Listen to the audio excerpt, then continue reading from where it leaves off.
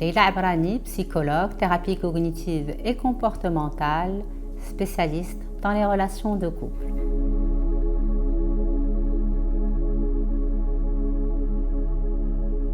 Si vous souhaitez que cette relation soit heureuse, il faut que tous les deux vous impliquez dans cette relation de confiance mutuelle.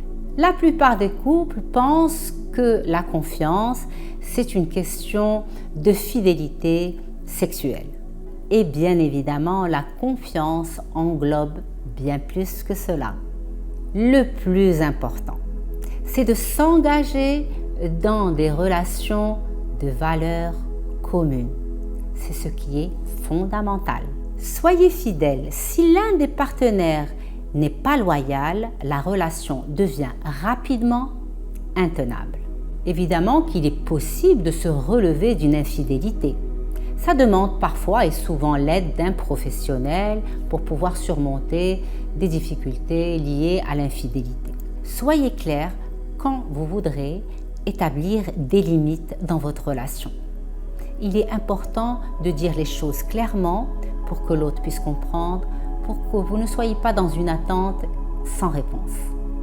Il est évident que ce qui est approprié varie d'une culture à une autre et cela dépend également de l'âge de la personne. Le plus important est de savoir ce qui est respectable ou non, ce que vous êtes à l'aise de faire ou pas au sein de votre couple.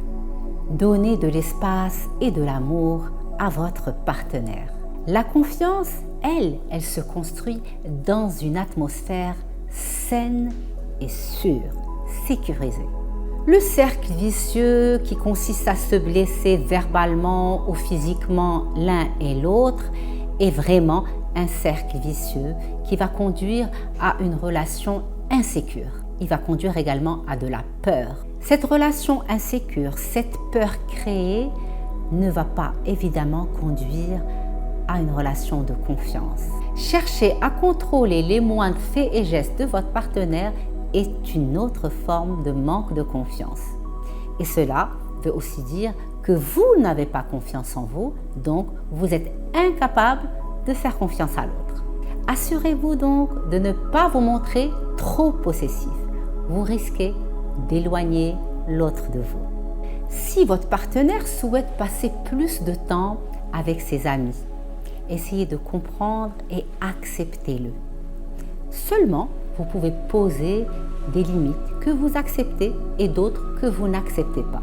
Si votre partenaire vous dit qu'il veut sortir danser avec ses amis et que vous n'êtes pas à l'aise avec ce genre de sortie, il est cependant important de tenir une discussion à deux afin d'éviter des conflits dans le futur. Faites de votre relation une priorité. Il est parfois facile de penser que notre partenaire est acquis. Il est important de préserver votre temps, votre énergie à votre partenaire. Vos priorités gagneraient à être claires. Si votre partenaire est important pour vous, il doit figurer dans le haut de votre liste.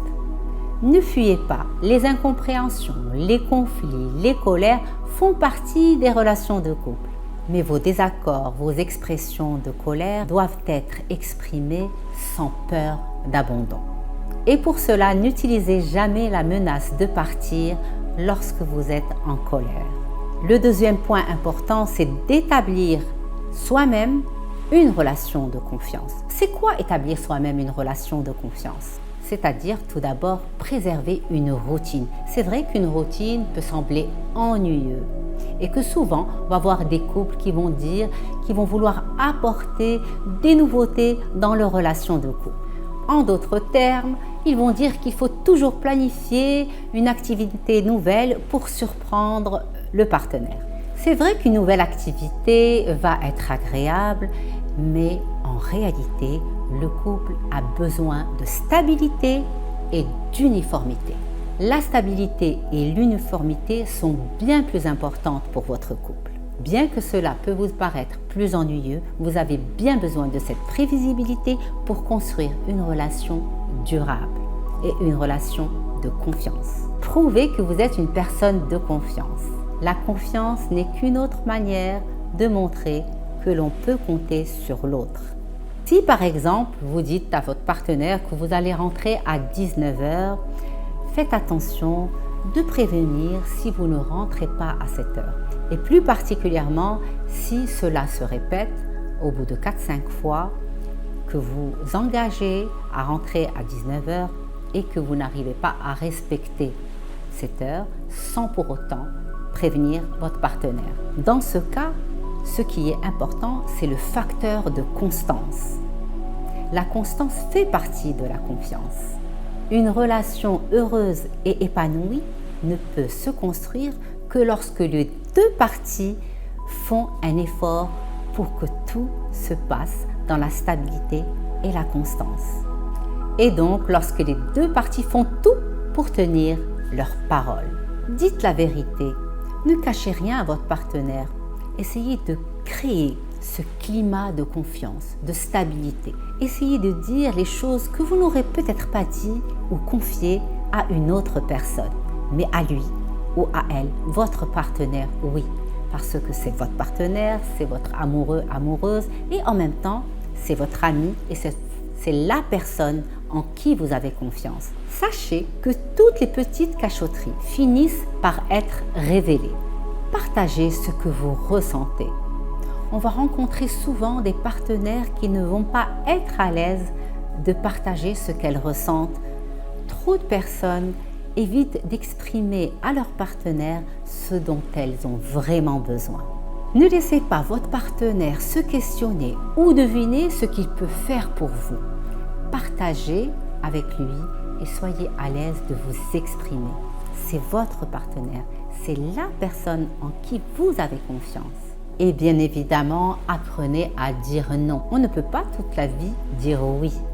Dire non permet tout d'abord de nous protéger de nous-mêmes parce que évidemment il y a des personnes qui ont toujours envie de faire plaisir à l'autre par amour, par gentillesse, par empathie et cela au détriment de leur propre personne, au détriment d'eux-mêmes en vous imposant, en imposant votre volonté. Vous allez grandir cette confiance, vous allez grandir la stabilité et vous allez sécuriser votre relation. Et le troisième grand point, c'est avoir confiance en son partenaire. Ayez confiance en ses capacités. Faites confiance à votre partenaire. Comment votre partenaire peut-il vous faire confiance si vous n'avez pas confiance en lui? La confiance est l'affaire de deux personnes et sans l'une d'entre elles, elle n'est rien du tout. Elle n'existe tout simplement pas.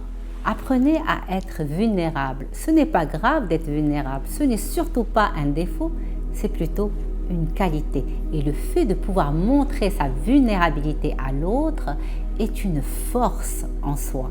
Avoir confiance en l'autre demande avant tout d'avoir confiance en soi. Vous avez toutes les raisons de faire confiance en votre partenaire jusqu'à ce qu'il vous prouve le contraire. Évitez de toucher le téléphone de votre partenaire. Évitez d'être curieux. Le téléphone est une propriété personnelle. Lorsque votre relation est basée sur la confiance, l'autre personne évidemment respecte votre intimité. Au contraire, lorsque vous ne vous faites pas confiance, chaque appel que reçoit votre partenaire pourrait représenter une menace pour votre couple, ce qui est complètement faux. Donc il est important d'installer cette confiance. C'est cette confiance qui va vous aider d'éviter d'avoir ces pensées négatives. Laissez une marge de liberté à votre partenaire, respectez son espace. Souvent, lorsque la confiance n'est pas un fondement du couple, vous ressentez le besoin de surveiller ce que fait le partenaire à tout moment et ses fréquentations. Dans ce cas, on retrouve souvent des personnes possessives et qui se sentent menacées constamment. La confiance, elle consiste à laisser la liberté à son partenaire, à respecter la liberté de son partenaire. Lorsque vous avez confiance en quelqu'un, cela signifie que vous avez confiance en vous. Et c'est ce qui va vous permettre d'avoir une relation plus saine et dans le long terme. Qui a dit que l'histoire d'un couple est un long fleuve tranquille? Eh bien non, ce n'est pas un long fleuve tranquille.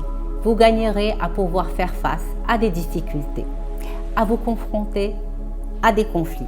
Et tout cela avec un esprit ouvert pour pouvoir résoudre vos conflits, vos problèmes dans la confiance. Et c'est seulement ainsi que vous pourrez renforcer la confiance et la sécurité au sein de votre couple. Build together.